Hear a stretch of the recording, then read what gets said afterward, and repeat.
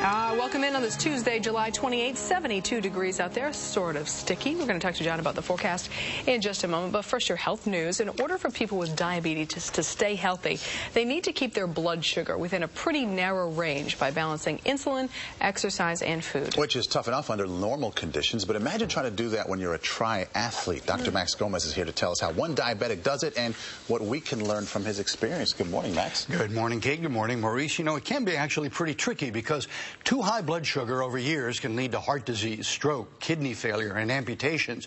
But too low blood sugar can kill you right then and there. So type 1 diabetics have to carefully monitor their blood sugar and balance the effects of food, exercise, and insulin. Try doing that during intense exercise. The Nautica New York City Triathlon this weekend is a sprint by Ironman standards, but for the rest of us, it's exhausting just to think about it. First, nearly a mile swim in the Hudson, then almost 25 miles on a bike, followed by a 6.2-mile run. A triathlete's body is struggling to meet huge energy demands with enough blood sugar. Hard enough for a healthy person, almost impossible for someone with diabetes. But that's just what Cliff Sherb has managed to do. The 30-year-old triathlete has been a type 1 diabetic, dependent on insulin, for 21 years.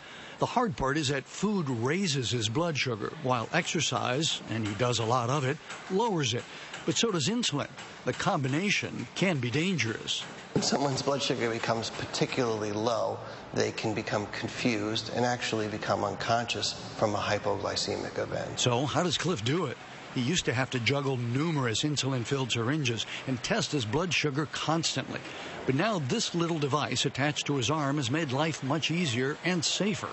It's called Omnipod, a remote-controlled miniaturized insulin pump that he can actually wear swimming, running, biking, all day, every day. I never had the flexibility like I do with this particular pump because you're always locked in if you take a shot. It's there. Whereas with a pump, you can turn it. It's like up and down. It's like a spigot. Cliff also uses a continuous glucose monitor that can give him minute-by-minute blood sugar readings. Combined with the Omnipod, allowed Cliff to qualify for the ultimate triathlon, the Ironman. When you use pump therapy versus syringe therapy, you actually, the difference is like a laser versus like a chainsaw. So what if you're not an athlete? Well, many diabetes experts say that insulin pumps allow all diabetics much finer control over their insulin requirements and therefore over their blood sugar. Tiny electronically controlled pumps like this Omnipod means it's more convenient. You wear it all the time and there's not even needles to deal with. The easier you make it, the more likely a diabetic can control their blood sugar. It's about making it simple and easy because it can get pretty complicated. Wow, you've got this continuous monitor. Does it work with the pump? Yeah, both for miniaturized electronic, you get continuous information back from the monitor. You can work with the pump.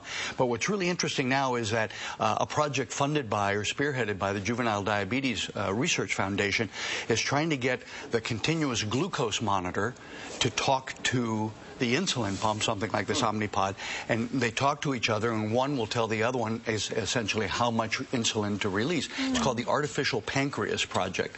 They're trying to marry these two technologies, put them together, and it's actually going on right now. It may only be a few years away. It's amazing how high-tech it's become. Yeah, and you see this thing is only about this big. No kidding. Yeah. Great. Thank you so much, Dr. Max. What an athlete, by the way. Yeah. My goodness.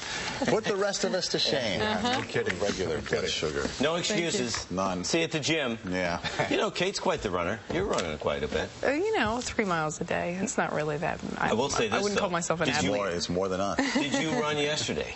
Yes. I will say this for runners. Better to do it in the morning or later in the day, because late at evening, because the humidity levels have been above normal, so it's harder for your body to get rid of the sweat. Morning, Doctor. Good morning, Kate. Good morning.